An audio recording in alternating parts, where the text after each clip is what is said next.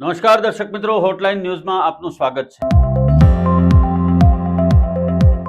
સુરત શહેરમાં ચર્ચાની એરણ પર રહેલા બિલ્ડર તુષાર ઘેલાણી આત્મહત્યા પ્રકરણમાં પૂનમની તપાસ દરમિયાન અનેક વિગતો સામે આવી રહી છે, જેમાં પૂનમે તુષાર ઘેલાણી પાસેથી 2 દુકાનો લખાવી લીધી હતી। આ ઉપરાંત એક પ્રાઇમરી સ્કૂલમાં પણ સીધી ભાગીદારી લઈ લીધી હતી અને એની દીકરીઓને કે જે 2025માં પૂનમને મળવા ગઈ હતી ત્યારે એવી ધમકી પણ આપી હતી કે તમારી તમામ મિલકતમાં હું 50% ભાગીદાર છું અને એ તમામ મિલકતો હું પડાવી લઈશ, 50% તમારી મિલકતો તમામ હું લઈ અને પછી જ જંપીશ, નહીતર ત્યાં સુધી હું તુષાર ઘેલાણીને જપીને બેસવા નહીં દઉં।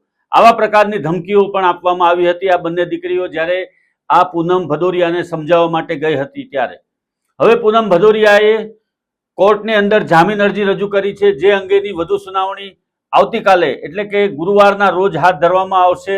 હાલના તબક્કે આ સમગ્ર કેસની અંદર પોલીસ દ્વારા પણ ઝીણવટભરી તપાસ થઈ રહી છે। એની સાથે સાથે ઘેલાણી પરિવારની પણ પૂછપરછ કરવામાં આવી રહી છે। તુષાર ઘેલાણીના પૂનમ સાથેના સંબંધો અને એના કારણે ઊભી થયેલી આ પરિસ્થિતિમાં તુષાર ઘેલાણીએ કયા સંજોગોની અંદર આત્મહત્યા કરી છે એની પણ વિગતો હાલમાં પોલીસ તપાસ હેઠળ છે।